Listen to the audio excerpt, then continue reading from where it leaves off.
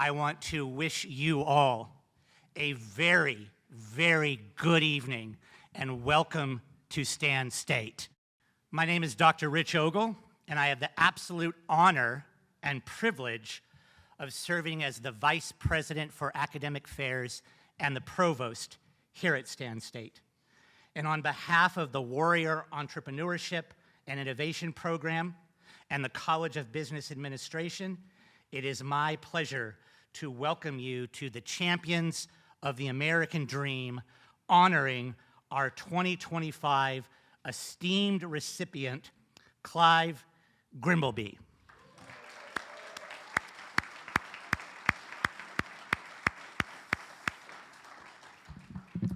Before we begin our formal program, I would like to start with our land acknowledgement. We want to formally and with great respect acknowledge that we are on the traditional lands of the Yokich Nation. Our campus, Stanislaus State, is built on the unceded ancestral lands of these indigenous tribes. Thank you for letting us honor them and give our thanks to their ancestors and their descendants for their constant and careful stewardship of this land. Thank you. I'm very honored to kick things off this evening as we celebrate leadership and legacy. The Champions of the American Dream first came to Stan State in 1997. Inspired by his experiences at the University of Denver, where local business leaders spoke to interested students of their trials and tribulations on the road to success, Norm Porges, who is out there in Zoom land, so everybody give a hand for Norm and say hi, Norm.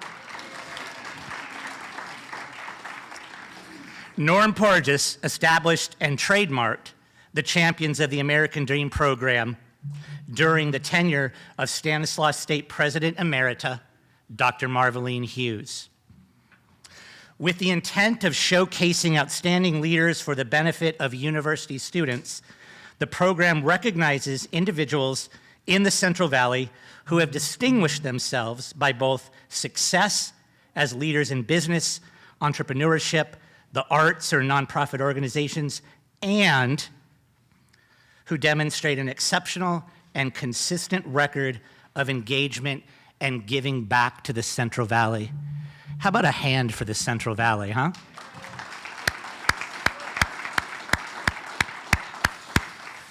The Champions of the American Dream returned to Stan State in 2018 to connect our community with the innovative leaders and inspire those who matter most to us, our students. We want to recognize those outstanding individuals who have been distinguished as Champions of the American Dream honorees in the past. And I will ask you to stand. We have one honoree from the past who I would like to stand and acknowledge. So will Mr. David Halverson please stand?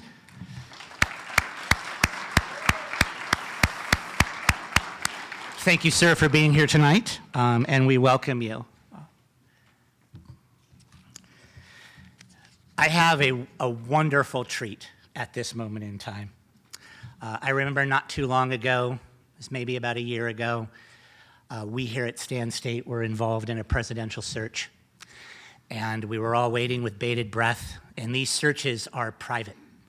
No one knows who it's gonna be, and it's a very secretive process. And so finally, the announcement came out of our new president, Dr. Britt Rios Ellis, and I thought, first thing I need to do, find out who this person is. And so I looked up Britt, and I saw her CV, and I saw what she stands for, and I saw her values. And the first thing I said to myself, and I also said this to my leadership team, is perfect. Absolutely perfect. Dr. Britt Rios Ellis, our president, shares the values of the Central Valley. She's an individual who has spent 30 years in the California State University system, engaging in the transformational experience and leadership in higher education. She is a very experienced academic leader, and a researcher and scholar in areas that are very important to the Central Valley: community health, sustainability. And so the last 10 months, we have had the opportunity to welcome our president into the Central Valley. She and her husband, our wonderful first gentleman, Enrique Rios Ellis, who is not here tonight, have become fast friends and family members. And so with that, please provide a warm welcome to our president, Dr. Britt Rios Ellis.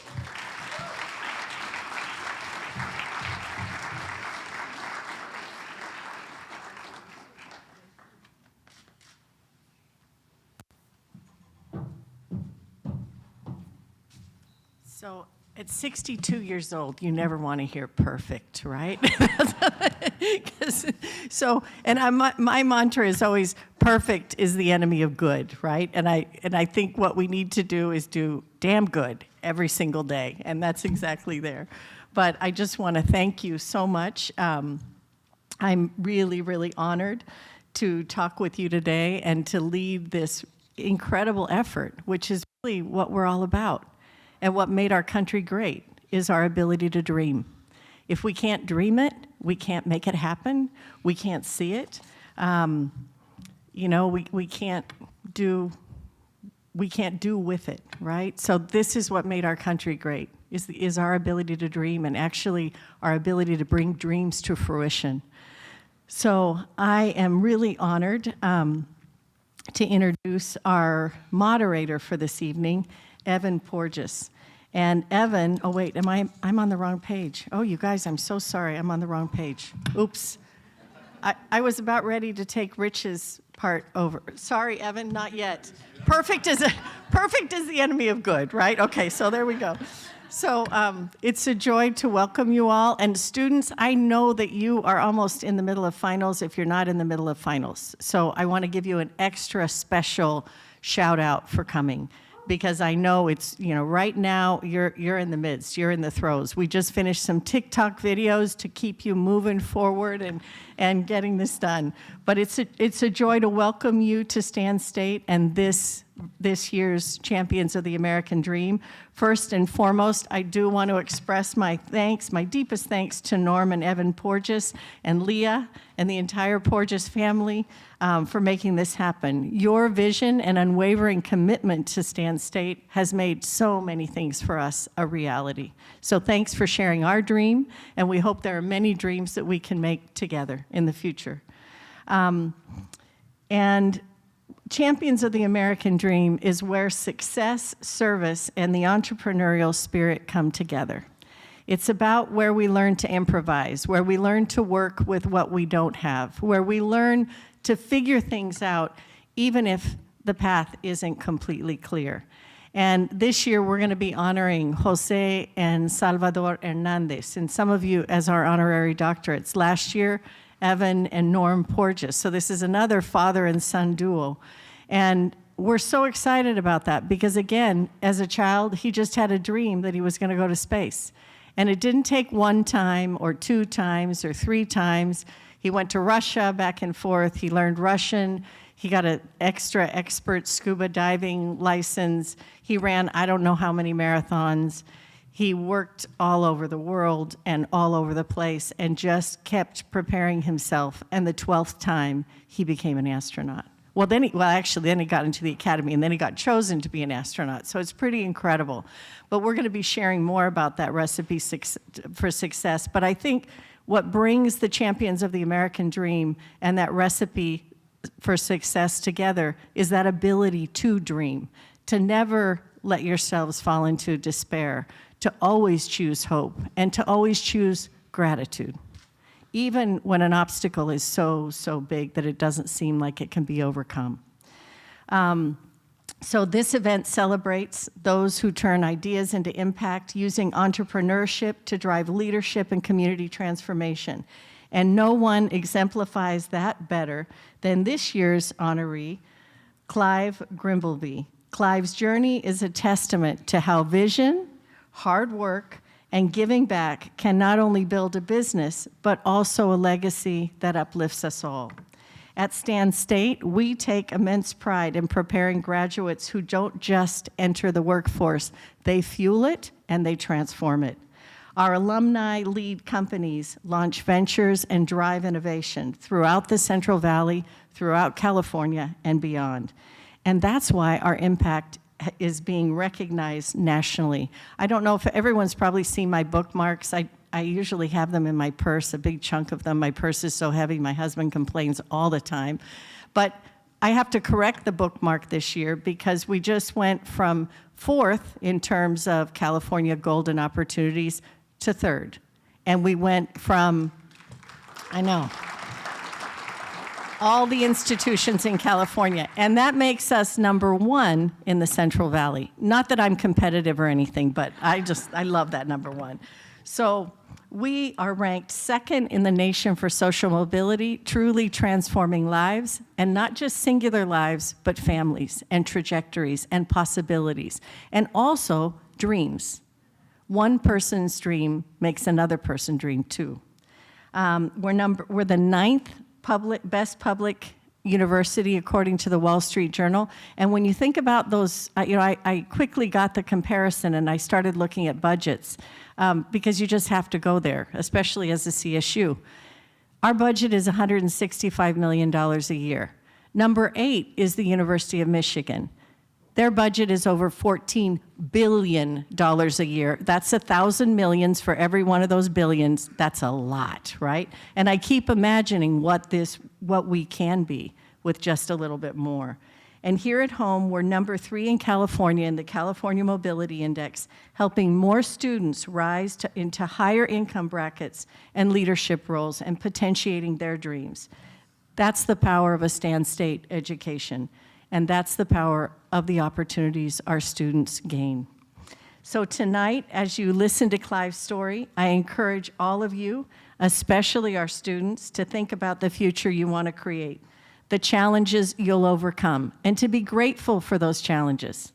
Even if it's a bad day, be grateful for that bad day and figure out what it is you've learned from it. The lives and the communities that you'll impact. Because at Stan State, your success is truly our success. And when Stan State thrives, the Central Valley thrives. So thank you so much. Muchas gracias. It's an honor to be with you tonight. Thank you. And now, Rich. And just in case, I didn't realize, but they put the bookmarks in so just know that this number, where is it? This #4 is now #3 and #1 in the Central Valley. So, here we go.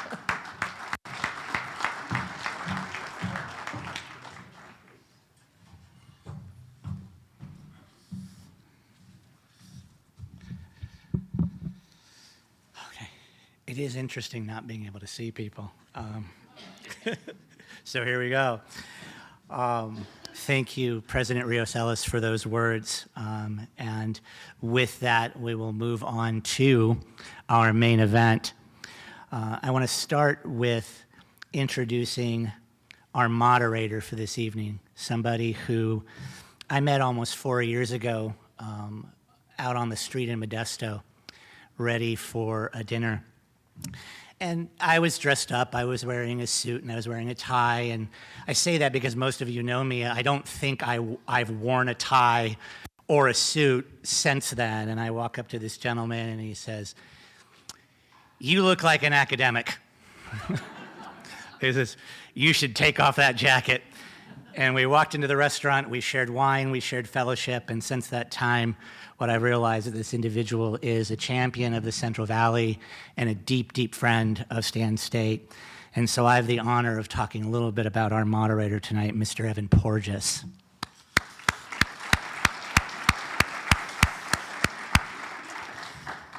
Evan is a lifelong entrepreneur, community leader, and proud Central Valley resident. After graduating cum laude from Arizona State University in 1991, Evan joined the company launched by his father, Norm, Prime Shine Car Wash. Over nearly 3 decades, he helped build Prime Shine into California's largest privately owned car wash chain. Earning numerous accolades for business excellence and most importantly, community impact. As president of Prime Shine, he led the company until its successful sale in December of 2018. Today, Evan's primary focus, as many of us know, is the director of the Porges Family Foundation, a foundation that strives to make social impact through strategic philanthropy. In 2023, he, together with his father Norm, were awarded honorary doctorates from Stanislaus State in recognition of their long-standing service to this region. And so with that, I bring us to our honoree for this evening. I am truly honored to introduce our 2025 Champions of the American Dream, Clive Grimbleby. Clive is a visionary leader, one of the founders of Grimbleby Coleman Advisors and Accountants. After starting his career and honing his accounting skills at a large international firm in Sacramento, Clive took over his father, Roy Grimbleby's practice in 1981. Over the years, Clive and his partners transformed Grimbleby Coleman into one of the largest and most respected accounting and advisory firms in Stanislaus County. The firm's tagline, "It's the people behind the numbers," reflects the core of this transformation. In 2021, he completed a successful business succession, transitioning leadership to his son, Ian Grimbleby, who is here with us tonight. Let's give a shout out to Ian.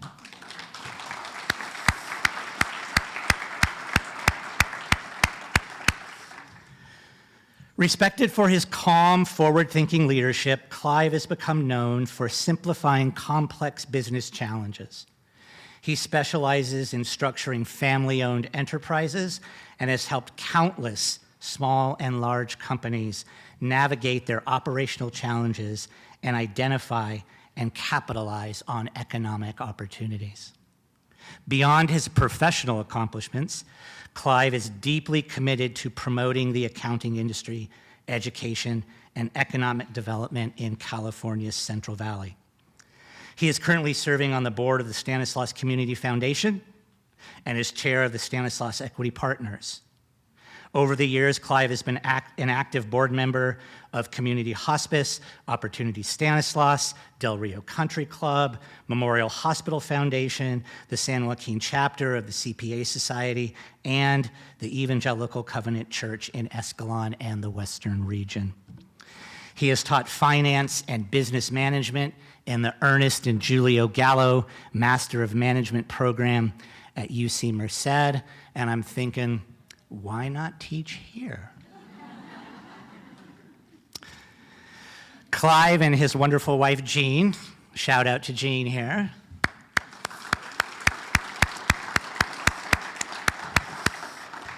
have been married for 48 years.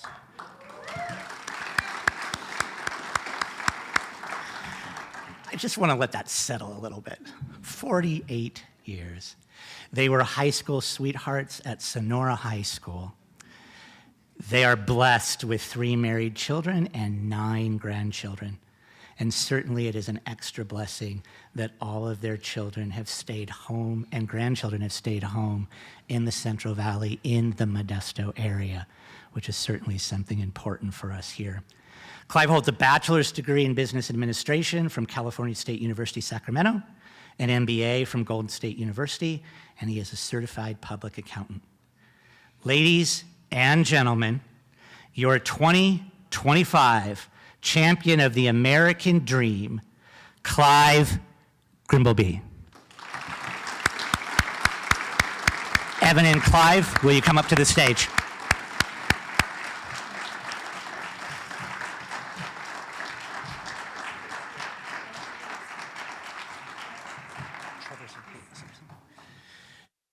So no, I don't think I got a chance to meet another son, Trevor, but let's give a shout out to, where's Trevor? Because when I looked at you and you're like, no, I'm not acknowledging. So we have a family affair here tonight, but I want to acknowledge the entire family. Thank you. This one. Yeah, I did. Just our daughter, Carly. Carly. Okay, that's what happens when you go off script and you try to improvise. I met one, and I didn't meet the other two. I present to you Clive and Evan. Family's growing as we go on here, Clive. Anybody else available out there? So who's a first time here to a Champions event? Raise a hands, handful of you. Britt, yeah, the president as well, cool. Who's here just to get extra credit? Or there's some of you out there as well? Couple. Clive's here for extra credit, okay. I'm interviewing you. You usually interview me. This is true. Things like, have you kept all your lunch receipts? How much taxes do you want to pay this year? Those types of things. So this is a nice turn of events. The answer is usually 0, right? Well, yeah, I'd like to pay 0, but then Lou Friedman always tells me that there's worse things to have to do than pay taxes. So that means True. you're doing okay. So, Lou's not here tonight. so what an honor it is. Yeah, Lou isn't here. Oh, no, Lou is there. There he is. So shout out to Lou. Oh, sorry, Lou. This is going great so far, Clive. Forgot your kids and didn't see Lou. So what an honor it is for me to be able to do this. I mean, trying not to get too emotional, but you're a big deal. I know you don't think so. I know. Kids, I know you don't think your dad's a big deal. He's just your dad, and he's just an accountant and all that stuff.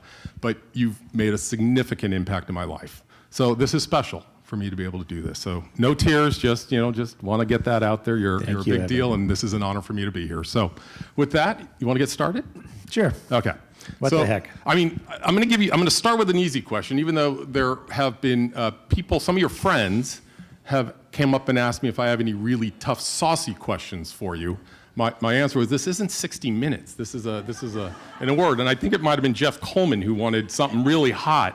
I'm like, this is a nice, friendly thing for Clive. So, all right, let's just let everyone know, Clive, who are you? A little background on who Clive Grimbleby is. How did you end up in the Central Valley, and how did you find yourself owning an accounting practice? So like most questions, there's a short answer and there's a long answer. And because we're driving this or want students to really understand parts of this, I'm going to give you a little bit of the longer answer. So the American dream really started with my father. So I was born in England. My parents immigrated when I was around 2 years old. They went from England to Canada, where my sister was born, and then from Canada down to Southern California. And I asked my dad once, what was that all about? And he said, well, he was an accountant working for the railway hotels in Newcastle up in northern England. And he said, I really couldn't picture myself doing that same job for the next 40 to 50 years. So if you think about somebody, he was probably in his 30s at that point. I was a couple years old when he decided to do this. Years later, I ran into, or we were in England, and I had a chance to talk to my aunt, my dad's sister, and she reminded me that at the time when they left, she presumed that they would never see us again. So that would have been about 1957. The notion of travel and going to the United States and moving to Southern California was a bit staggering. So he clearly was driving after the American dream. Now, was it easy? No, he was a trained accountant, ended up setting bowling pins in a bowling alley in Canada for a while. How we got up here is another story. He worked in Southern California. Mid-semester my junior year in high school, he had a job as a controller. From what I remember being on vacation, was let go from that job and met a guy who had an accounting practice for sale in Modesto, a guy named Bill Couch. He said, I don't want to live in Modesto, I want to live in Sonora. So we moved from LA to Jamestown. He bought this accounting practice in Modesto, which he then ran from 1973-ish up until 1981. And I think he had a bad tax season. He called up one day and said, I'm really done with this. I think there's an opportunity for me to take a job in Nevada. Would you like to buy it? So Gene and I looked at each other, said, wow, I guess we should say yes. So we had bought a house in Sacramento. We decided to sell that house. I think I was 26, Gene was 27. And we said, okay, let's move to Modesto. Now, the shocking part was the accounting practice at that time had one employee. Gross was about $50,000 a year. And I hate to tell you, but there wasn't enough money there for us to live on. Challenges that are there, when you move and you don't have a job and you're going to be self-employed, the banks don't want to loan you money. Now, we were able to buy a home. Now, the interest rate was like 15% on that at that time. 1981 was not exactly the ideal time to go do something like this. But nevertheless, we probably just were dumb and stupid and said, let's just go. Now, the good news was that Jean had a great job. She worked at Memorial Hospital and City Hospital, 2 jobs for a number of years to keep us afloat. So the precursor of all this is you never quite know what things are going to look like. And certainly the chasing the American dream is a team event. It is not something that just happens by yourself.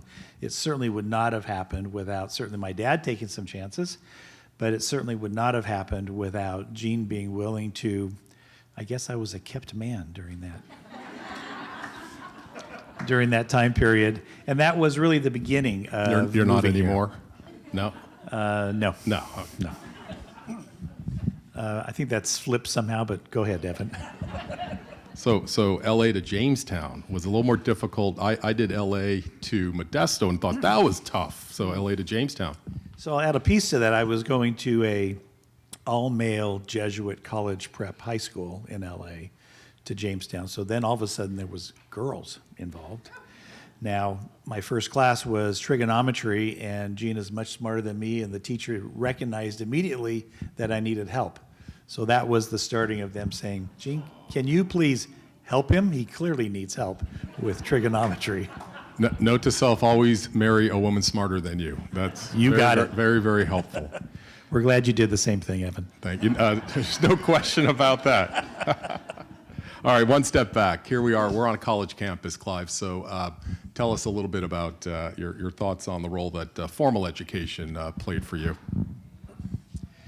So I did not go to school here. So I've tried not to have that been held against me locally, but went to Sacramento State. Started as an English major, so I was outside of the accounting fold. Kind of at the last minute said, I'm not sure that's exactly what I want to do. I think it was one of my teachers came in one day and was sitting on the desk, and he was really just going to have like a little rap session of some sort, and I thought, I'm not sure this is fitting with me. So I changed my major over to accounting. I'm sure my dad was applauding in the background someplace, unbeknownst to me. And that was really the start. Now, at that time, so to a high grade in terms of being hired within at that time the Big 8 accounting firms was, I had a 3.2. So that was really a big deal. I had the privilege of working for Rayleigh's during that time as we were going to school, which was a real treat to be able to do that. But the education there was wonderful. It was a great starting point to figure out what's next. Jean could certainly get hired at the Big 8, sounds like, yeah. This would be true. So hopping over then to informal education, as we all know, it's not all just about the books and attending classes. Sorry, university folks, but I'm sure you've had a lot of life experiences and mentors along the way that kind of helped mold you into the business person and community person that you are. So in Sacramento, it was Coopers & Lybrand at that time. Now, the fun part of that is later Ian went to work for PricewaterhouseCoopers, since Coopers & Lybrand got sucked up into Price Waterhouse.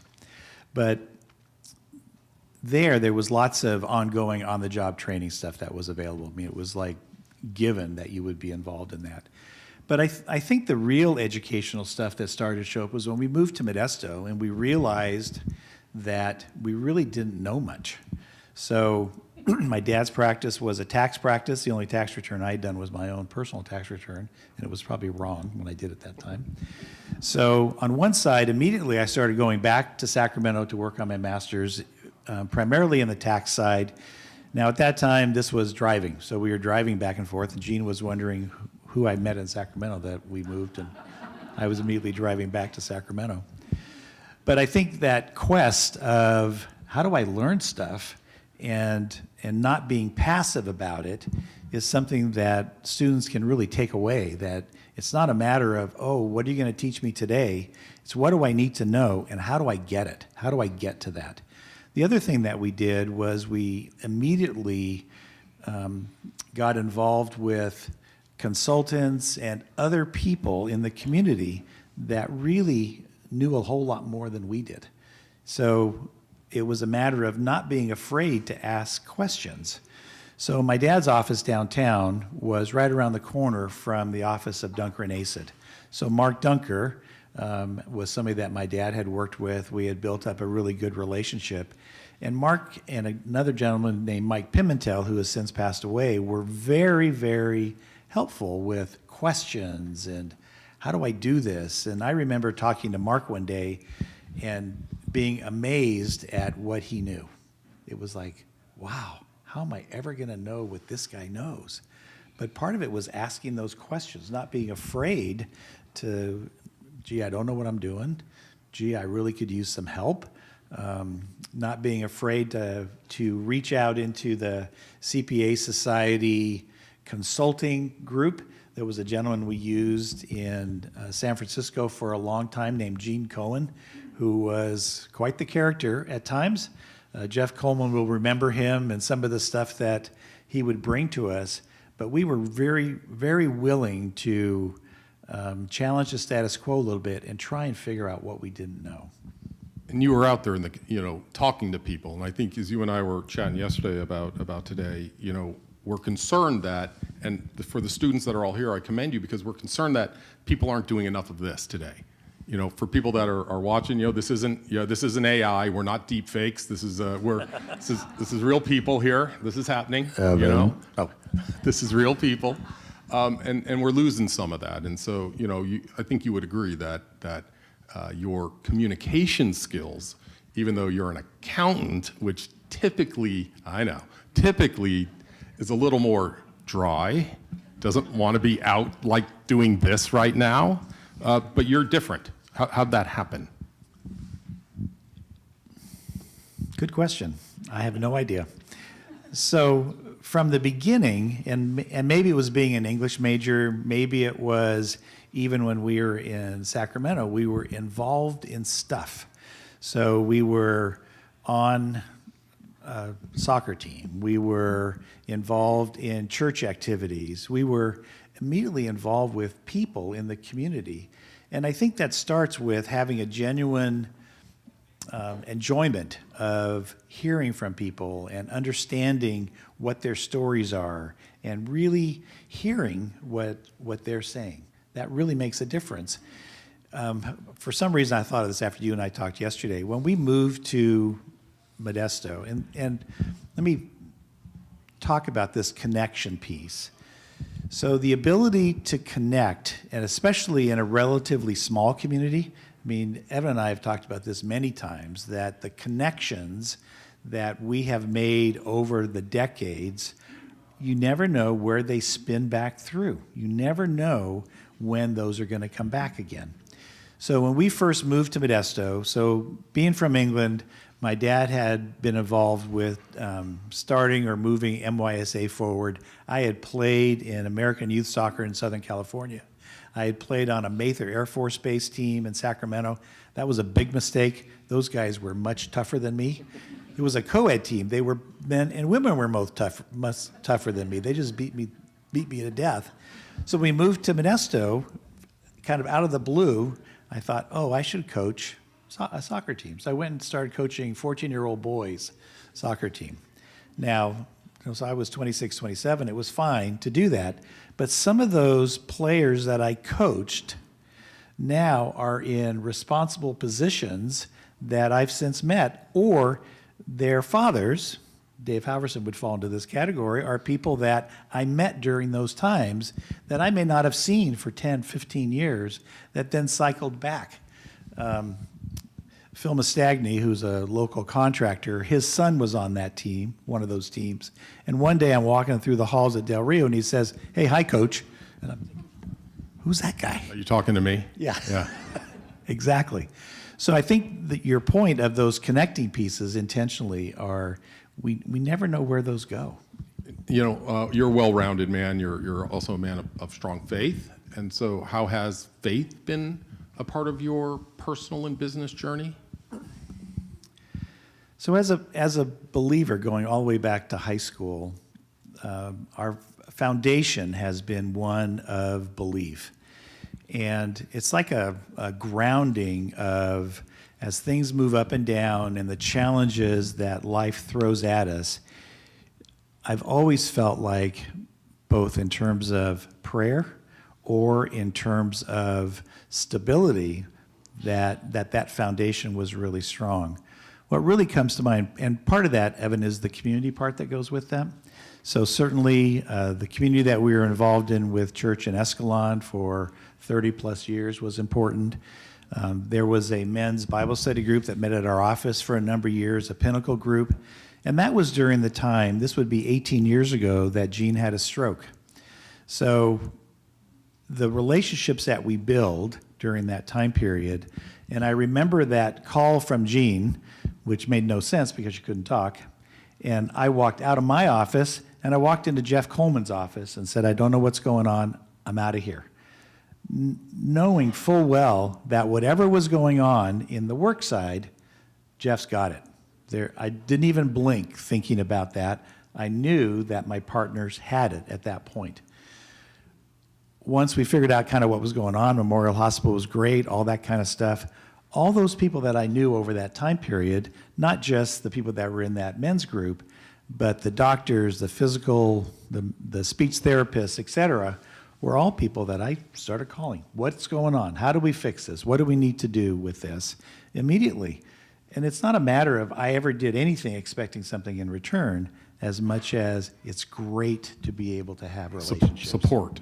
Absolutely. To help. Absolutely. Well, I'm hoping that faith, through the sale of our business, PrimeShine, you were doing a lot of praying to get that thing done. We were, as we were sitting in the war room. The war room. Those were some brutal times.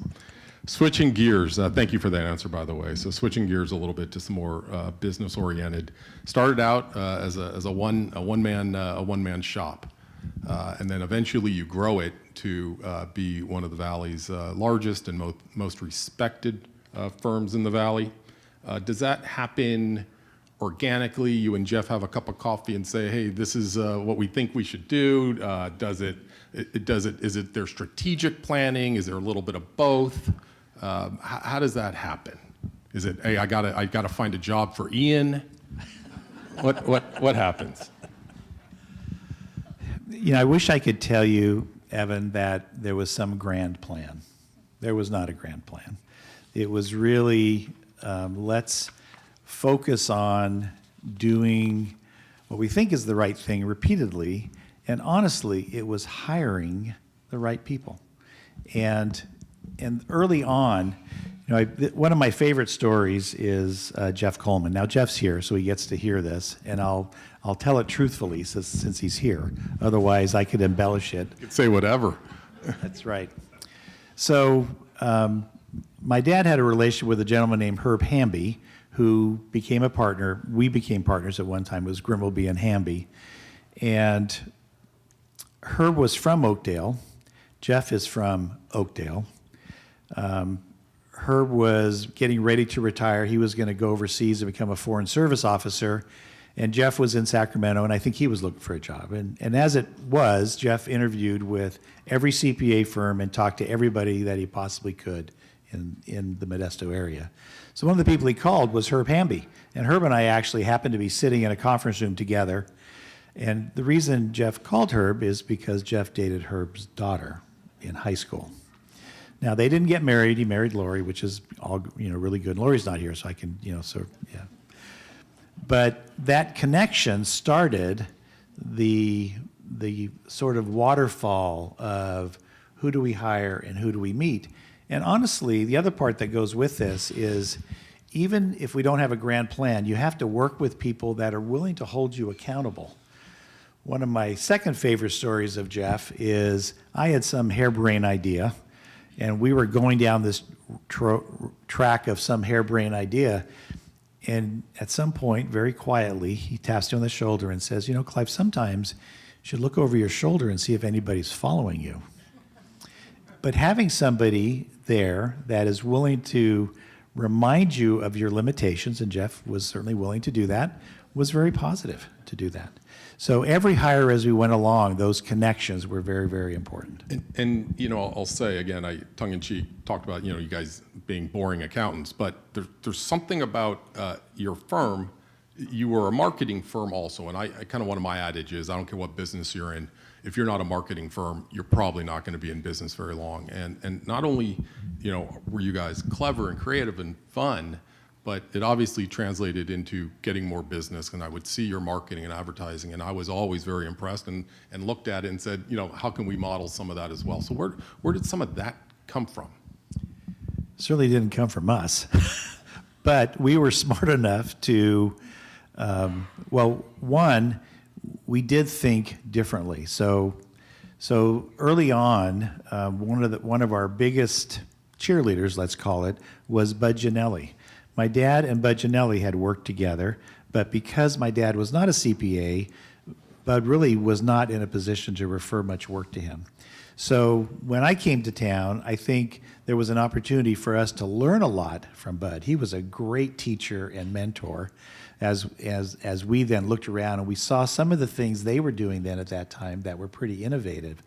So eventually, because we were willing to take on pretty much any task that was out there, we were not afraid of, no, that's a little outside our wheelhouse. We would do a lot of things.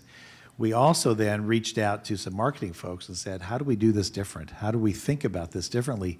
David Boring was very involved on the front end with logo development and some of the original website stuff.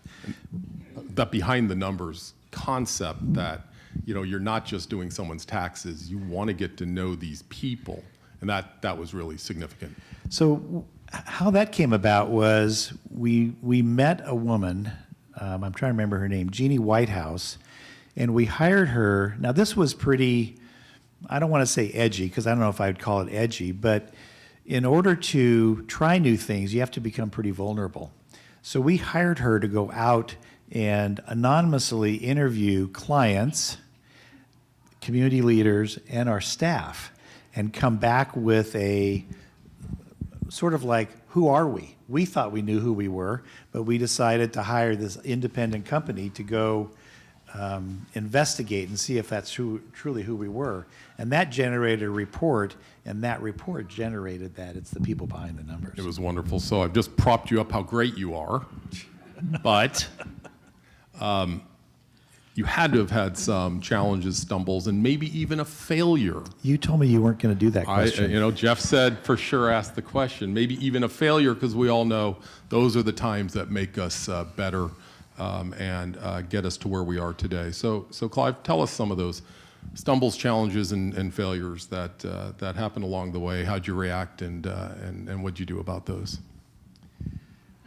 So if we had planned better, we would not have moved here in '81. And we would have waited until the economy was better and all that kind of stuff. That first 2 or 3 years was really, really hard when we were here, both, you know, getting the business going financially. What I didn't mention is my dad left to go take a job, and when he was in Nevada, he ended up having heart issues, came back to Modesto, had open heart surgery, got a staph infection, was in the hospital like 6 weeks at Memorial. So we had this sort of undercurrent of serious health issues that were going on at that time.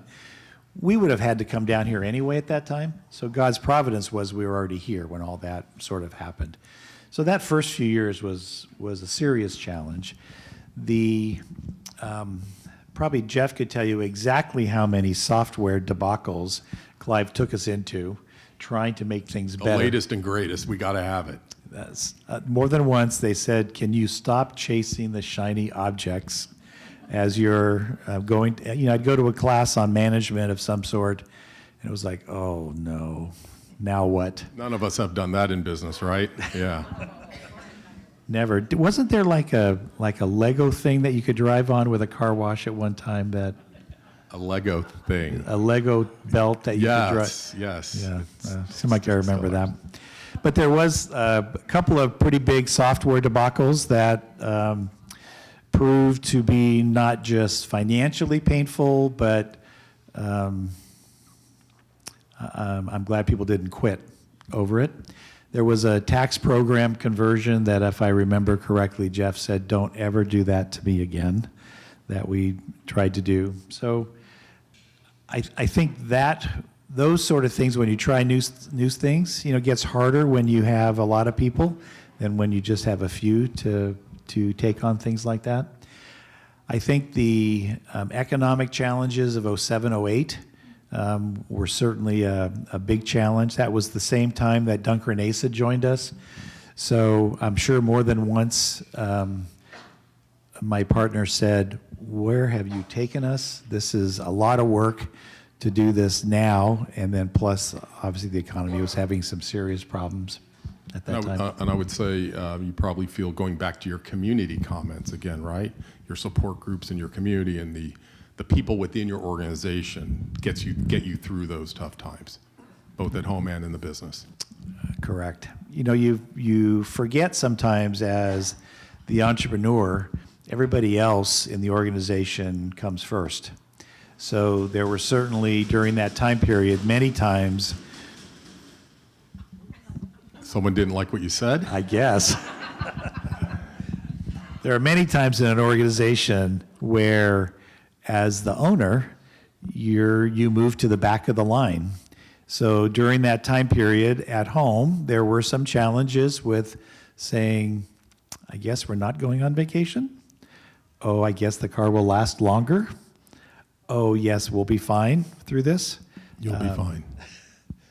So I think the economy affects all of our businesses, but certainly the ability to have a partner group that can work together was really a big deal. It's a big deal. Shifting gears a little bit, obviously, a key tenet of the champion concept is not just that you're the successful business person that you are, but Norm and I both firmly believe it's more than business success that makes you a champion of the American dream. It's giving it back. And you are one of those who regularly and in a big way gives it back. You're involved in so many different nonprofit organizations. So Clive, for you, what does being in this community mean? What does giving back mean, and why do you do it? So in a sort of a twisted way, it's a lot of fun. I have met an unbelievable amount of just really, really genuine people over the years by being involved in community things. But I think sometimes the focus is on like the board stuff. Oh, you're on this board, gee, you're on hospice, et cetera. But a lot of the original community involvement went back to like coaching a soccer team or supporting our kids through innumerable athletic events and just hanging out with the other parents on the sidelines and doing whatever you can to help. When Trevor was playing soccer here, we traveled all over Northern California. We weren't doing any coaching or anything, but we were there sort of like the team parents in kind of a weird sort of way. I think the time we get to spend giving back to the community is not expecting anything in return. It's really, God's given me and our partners some talents that we need to share them. It's not any good to, put that light under a bushel and hide it, but if there's an opportunity to help with something, how can you say no to that? And I know it's hard for you to say no. That's when you go and say to Gene, I've been asked to be on yet another board. And Gene, thank you for saying yes to the one that I just asked him to be on, the Stanislaus Community Foundation. That's very meaningful, so thank you. But I've sat on lots of different boards with you, and I can tell you, you're this calming force at the table when there's certainly a decision to be made, financial or otherwise. Everyone turns and says, what does Clive think? So I don't know if you feel that or not, but that's how it's been for us. And so is that in business too? How that notion that you're sort of the last result. You're the guy that has the answer. I'm not sure I'd go that far, Evan, though I think a talent I've been given is the ability to sometimes see through all the noise that goes with stuff. And certainly we know in the nonprofit world that there can be tension, different directions people are going, and it's helpful for there to be, at times, calming influences on all that noise and how do we deal with it. And that's been something that's relatively easy for me. People have said that to me. How do you do that? I don't know. It has been relatively easy for me to do that. And it's a kick in the pants to see somebody come down off of the edge and settle on something at different times. I mean, I've seen that in our business interactions too, when you have this ability to make very complicated concepts, kind of boil them down, and that's been a wonderful wonderful to be a part of with you to help us through the business. Success, Clive. Do you feel you're successful? You're a humble guy. Do you feel the business success, personal success? How you feel these days? So what is most exciting to me in terms of that question, because I've asked myself that, what is that, the office is great, all the stuff we've done at work has been great. But really it is the individual successes that I see. Certainly with our own kids, it's a kick in the pants to see what they've done and them interacting with their families and their businesses and all the rest of it. I can't even begin to verbalize that. It's just over the top. At the same time, if I think of all the number of people that we've worked with in the office, either as employees that have come through, that go on to be successful at what they're doing, or our clients, or people in the community that we've been able to spend time with, it is the biggest charge to me to see their success. And I mean, there's a couple of people here I could pick on. Donna would be one of them. Joanne would be one, where they really had nobody gave them anything, but there was an opportunity for them to be more successful, and they took it. And those are the things that I think are the most exciting, is to be able to have opened the door a little bit for somebody else to be successful. It's wonderful. Good for you. Thank you. So many might have learned tonight that you're a product of immigration, right? You're an immigrant. True. I had a green card. I'm a naturalized citizen. That yes, when I was 21, I became a citizen. And so Had here to we pass are. the test. Here we are celebrating the American dream. So the question, Clive, is what does the American dream mean to you? Is it still alive, and is it in reach for folks today? So one of the funner things that I've been able to do lately is, as part of Stanislaus Equity Partners, there's a piece of that is driven towards micro businesses.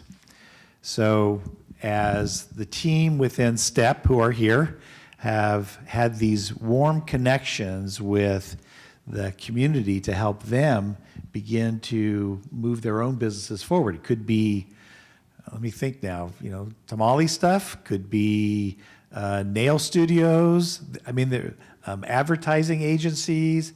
I've gone now to at least 2, maybe 3 of the cohorts. There's another one Thursday, or is it next week? Tomorrow. It's on my calendar. It has been one of the greatest things, is to see that same entrepreneurial spirit. How do we make this work? How do we do this? And there's no lack of enthusiasm. There's certainly needed expertise, which we want to be part of. Opportunities. Stanislaus also had a little tie-in provision with small business stuff. So I think the American dream is that ability to get to whatever that success might be, whether it's having time to be able to spend with your kids, whether it's business success, whether it's additional freedom from a monetary standpoint. I mean, obviously, they're all different, but I think there is that opportunity to do that. Do I think it's harder because of this is going to sound political. I don't mean it. The regulations are a lot more difficult to deal with. When I think back of what it took to open the office and to get things moving, it was a whole lot easier than what it has been helping Trevor open his new thing. My goodness, the stuff that we've had to go through. So I think the dream's there, and I think it's possible. It just takes more effort. Thank you. A couple more questions, then we're going to shift, and I'm sure there's some questions in the audience that are going to ask you some hot ones. I told Jean she could not ask me any questions. The kids aren't allowed some questions. Trevor, you're not going to ask why he liked Carly better than you. None of those types of questions, huh? So you've entered a new phase of life. We don't use the word retire. We use the term downshifting. So you've downshifted a little bit. How has this transition gone so far, and how are you spending time these days, Clive? Oh, the family's laughing. Because pretty much every day, sometimes more often that Jean will say, "What are you doing today? What's going on? What's up?" Now we have a Airstream trailer, and we've enjoyed more traveling, which has been really a lot of fun to do that. I will tell you a little sort of sideline story. Lou Friedman's here, so I'll loop him into this. A number of years ago, Lou and Kenny Friedman and Jean and I went and saw the movie The Accountant, the first one that came out, like 5 years ago, right? Is that what accountants go see? The movies? I guess I've seen the movie Car Wash, so I guess that makes sense. Okay. So we go to the movies, and we're walking out of the movies, and Kenny, who is also an accountant, says to me, "Wow, is there a secret life to accountants?" And I said, "Well, Kenny, we do have an Airstream." So actually, just a couple days ago, Lou and I arranged for a second date to go see Accountant 2 in about a week or so. So between the board stuff, the fun things of working with Trevor and with Hank on the property management side, as well as a couple lingering client-related stuff, every day Jean says, "What are you doing next?" So today would be a good example. Where do you have to be when? So I was at a Board of Supervisors meeting this morning to watch a presentation by our CEO about STEP, funeral in the middle of the day, and certainly here today. And I understand that, Clive. Downshifted myself. My working, lovely wife asks me every day, "What am I doing?" I say, "You have my calendar. You see what I'm doing." Is it helping at all, Leah? No. Is it helping at all? No. Before we get to the audience, so we just touched on it. Family, obviously critical to you. A couple words on just what it's meant to have the support of your loving wife of 48 years. You're going to make 50, can't wait. And the three children, Carly, Ian, and Trevor, because you need to have that support at home in order to achieve what you're achieving. So a few thoughts on that before we get to the audience questions. So you probably should ask them if they were, was I around or not around or what was going on. We really prioritized having dinner together, and that was really Jean driving at that was an important thing for us to do. I told you about Jean in the early part of her working. Well, certainly from the time that she retired, let's call it, through all the things that we had done, it would have been near impossible without Jean's support. There's a picture we had on the wall for a long time of the three kids with baseball uniforms on that when they were all playing Crusader ball together, and one day Jean said, I can't get all three of them places at the right time. You need to help me with that. And it was, in spite of all this stuff, a priority for us to spend time at football games, baseball games, soccer games, horse shows, all sorts of stuff. I can't even express how it would have been without all that support and fun stuff to do. It's absolutely critical. Wonderful. Thank you, Clive. Those were my grueling questions, but I'm sure we have Thanks, some more in Evan. the audience. Rich, do you have some probing questions from the audience? They're supposed to be Christina. screening these somehow, right? Yeah, no. Well, Rich is screening them. If anybody has a question while we're continuing the conversation, please feel free. We do have a little bit more time to engage the audience. First of all, I want to thank you, Evan, for guiding us through a wonderful and rich conversation. Let me get that on. And thank you, Clive, for your experience and your wisdom. I would say for the students out here, I think one of the most powerful things about this event every year is what you learn is that you don't always have to have it figured out at the beginning, and you don't have to be the best. What you have to be is you have to have grit, perseverance, a focus on your family, and a willingness to give back to your community. And what you heard tonight was the seeds of so many successful stories, and yet another wonderful time we've had here with Clive. And so our first question from the audience is, it can be intimidating to approach someone and ask questions. How can a young professional overcome this fear? Great question. Practice. So even today, sometimes if I'm going to go to a meeting and there's somebody I want to meet, or somebody that I would like to understand better about them, I will do a little bit of sort of legwork, like who is this person, what do they look like, and really the best thing is just to ask them about them.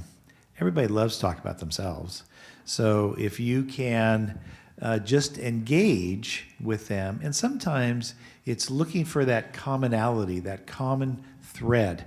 So I mentioned coaching 14-year-old boys when we first moved to town.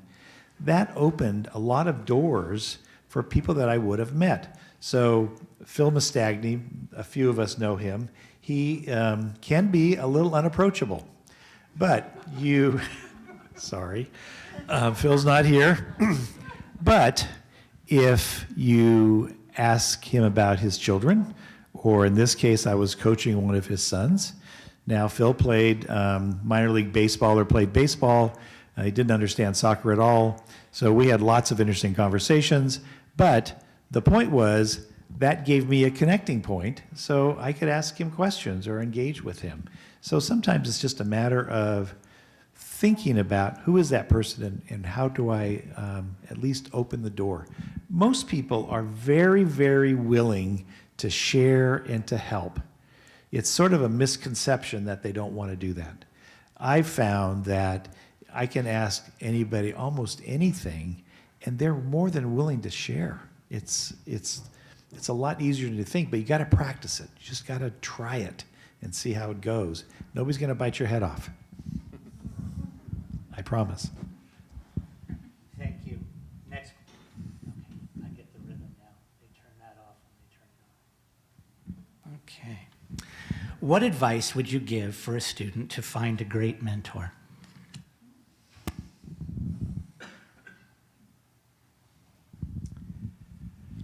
I think I would start by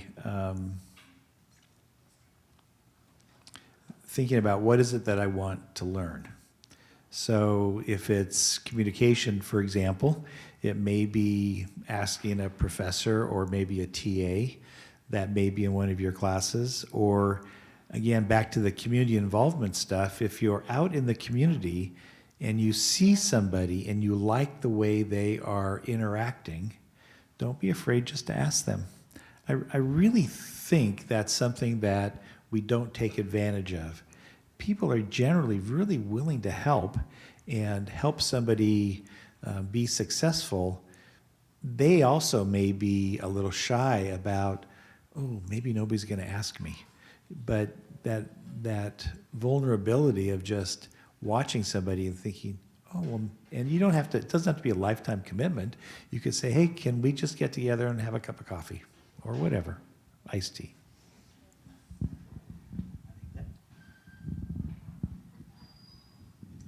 I think that's great advice. Next question. In times where you, we're going to do it this way. In times where you felt like giving up, what helped you persevere?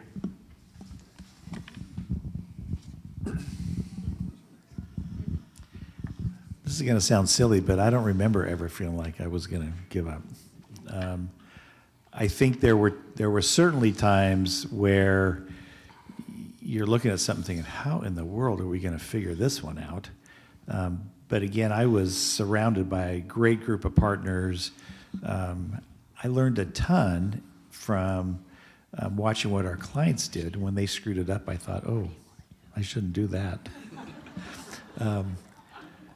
But I don't think it was ever a choice. It was really, well, I guess we got to figure this out. What's wonderful is we're starting to get in a lot of really, really cool questions. And so just trying to figure out how to manage time. So next question, what was the hardest part about starting your business? So when we moved here, yes, I was an accountant. I was not certified yet. I knew absolutely nothing about anything relative to running a practice. There was a woman that worked for my dad named Claudia Cannell that I routinely went to and said, what does this mean? Because I had no clue. I mean, I was an auditor auditing like hospitals and insurance companies and things like that in Sacramento. I really knew nothing about what it meant to be involved with small businesses. So I'm sure Claudia thought, oh my gosh, who is this guy and where did he come from? Because I knew nothing. Now, the advantage I had was my dad had left, so I was it. She had to deal with me. But I really relied on her to, I knew nothing, absolutely nothing. There is a notion of work-life balance. Do you believe there is such a thing? If yes, how do you achieve it? Should we have Gene answer this question?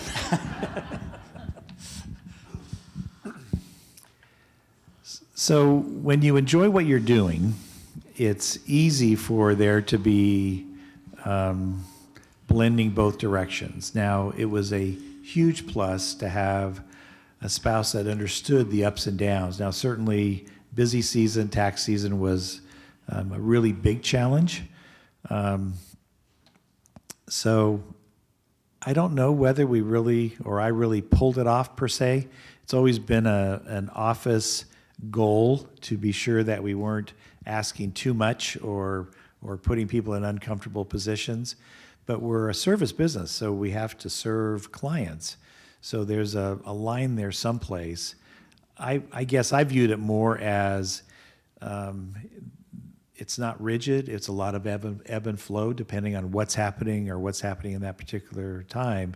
And it helps to have an understanding family to do that. Very true. What advice would you give to young people trying to get their business out there? Say that again? What advice would you give to young people trying to get their business out there? I imagine that starting up.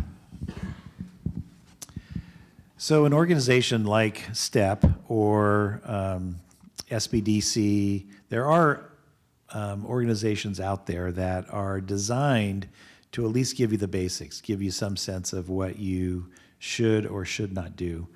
I think it starts with, I have this passion. I really want to move forward in whatever that line of work might be.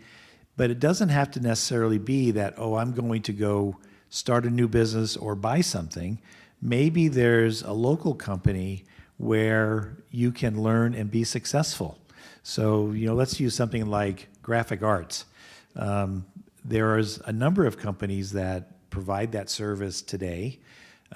If that's something you're interested in, it may be that that's where you learn the ropes and you figure out what's happening within that particular industry, and maybe there's an opportunity within that business to move up and be successful. So it doesn't always have to be just, I'm going to go out and start something new. It could be any derivative of the above. Great, thank you. We're going to have two more questions here. How are you sure, Or were you sure of exactly what you wanted to do with your life and your career? Was it a frightening or difficult choice? I love that question. So I think the best way to describe at least the path that I went down, or that we went down, that Jen and I went down, like I mentioned at the beginning, there was no grand plan. I mean, it was, hey, I'm going to sell the practice. Do you want to come here? Okay. So we moved and took over the practice, had really no idea what that meant or what that didn't mean. I remember my dad joking that he was going to name me Ira because I was part of his retirement.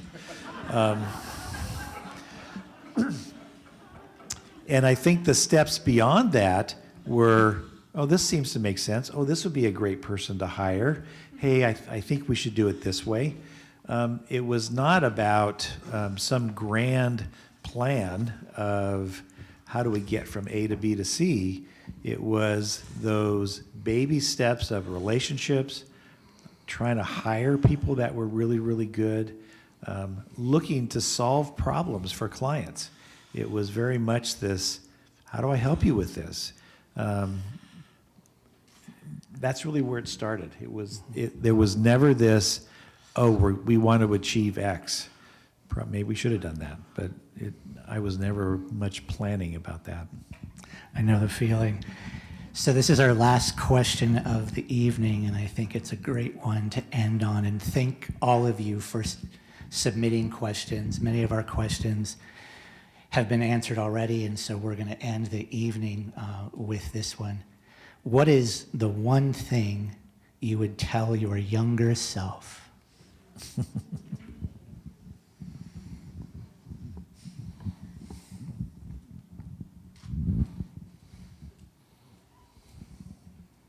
Don't move to Modesto?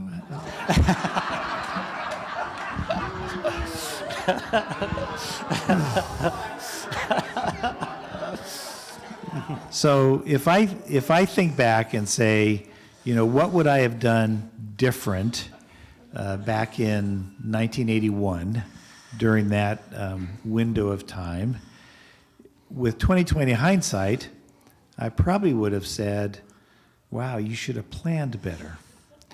Now, at the same time, that isn't me at all.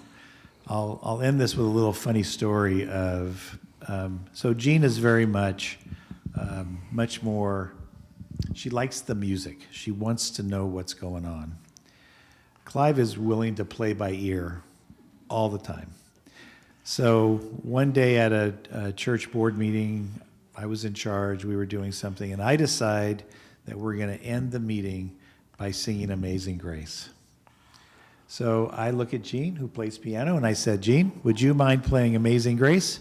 We're going to sing it and close the meeting. The look was, you may not see the morning. Bless her heart, she played Amazing Grace, we sang it, and it was great. But I think on one side, my ability to wing it has been both a blessing and a curse. I've never chased perfection, otherwise I probably would have had a lot more problems along the way. But I think that get out more, get out in the community more would have been, I think I could have done that sooner than what we did. Thank you for that. And that theme of not focusing on being perfect has resonated throughout the evening, and so thank you for that. Evan and Clive, we cannot thank you enough for this conversation, sharing your story, sharing your wisdom. We very much appreciate it. We have one or two more things left to do, but let's just give a great round of applause for Clive and Evan.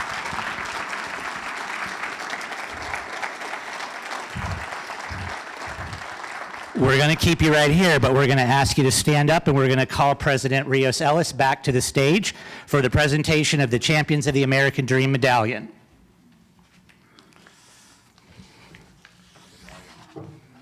Thank you so much, Rich. And as she bestows the medallion, I'm going to say a few words. So, Clive, please accept our congratulations and our profound gratitude for your dedication to fostering community and inclusiveness, and for your entrepreneurial vision and passion that has a profound and positive impact on countless lives. Thank you.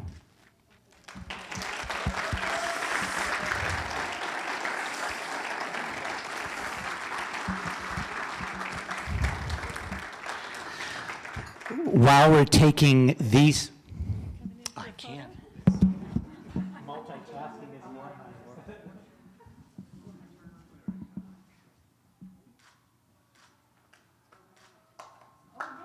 Yes. And as is our tradition, we're going to ask David to come up as a past champion and take a few photos.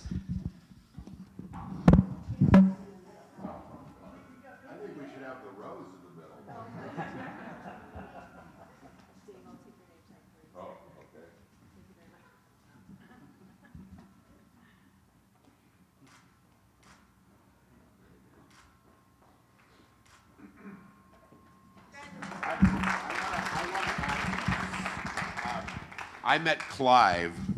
He was coaching my son when he was 4, who's now 35. And Clive Grimbleby, as you can see, is a very humble man.